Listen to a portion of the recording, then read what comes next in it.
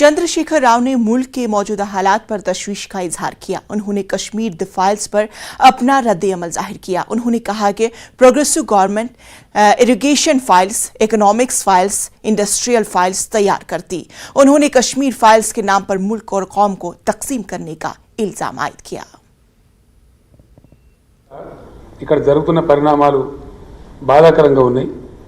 సమాజాన్ని డివైడ్ చేసేటువంటి ఒక విషపూరితమైనటువంటి ప్రయత్నాలు చాలా జరుగుతూ ఉన్నాయి, which is not desirable for this country.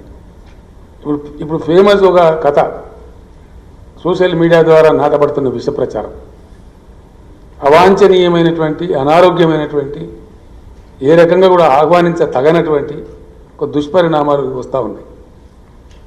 Kashmir files ఇప్పుడు ఒక నినాదం। ఏదైనా ప్రోగ్రెసివ్ గవర్నమెంట్ ఉంటే irrigation files, industrial files, economic files, గా ఫైల్స్ ఉంటాయి కదా, ఈ కాశ్మీర్ ఫైల్స్ ఏంటంటే నాకు అర్థం కాదు।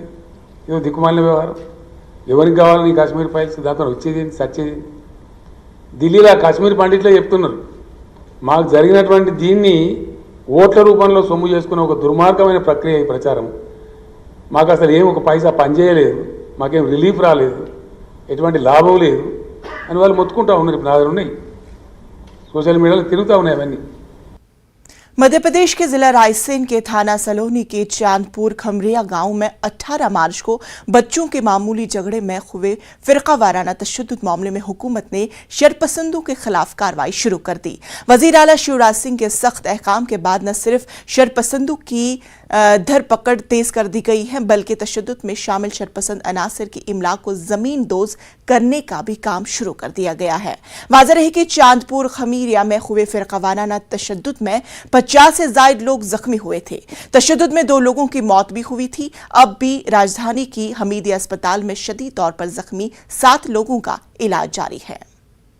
मध्य प्रदेश में किसी भी तरह अपनी हरकत करने की परमिशन नहीं मिलेगी।